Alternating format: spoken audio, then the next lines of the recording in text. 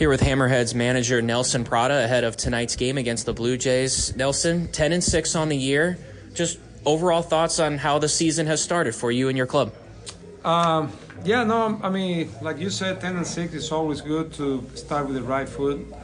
The guys been battling, some inconsistency throwing strikes and some inconsistency like hitting for average. But beside that, the guys been making a lot of good stuff. Like, after a couple of walks, making the right pitch and get out of the inning. So pitching for, to control damage. That's been good. Execution has been good. Base running has been good. Fielding the ball has been good. So I think, if you can get out of the trouble, controlling the damage, if you can execute, even when you don't hit him for average, if you can catch a ball and you can steal, some bases and get some extra 90s, things might be able to go your way.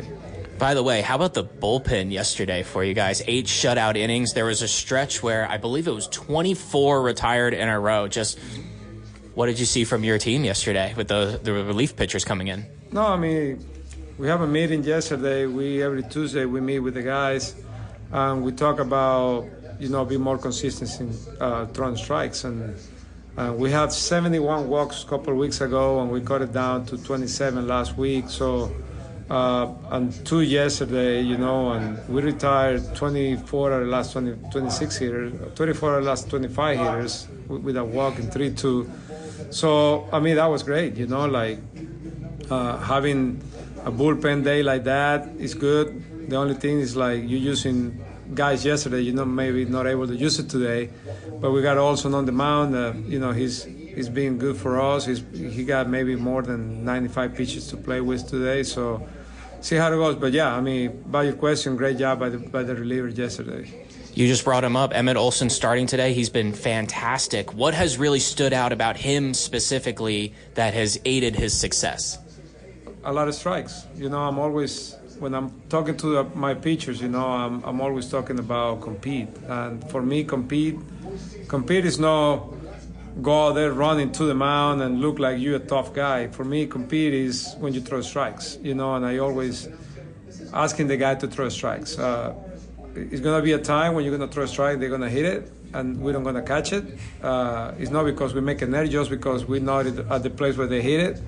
But it's not going to happen every time. And I think, Emmett is being really good throwing strikes and get on top of the hitters, put those hitters in 2 strikes with 3 pitches. Stuff that we're always talking about. He's been executing those things, and that's why he's been effective. My last question, and this is for you personally.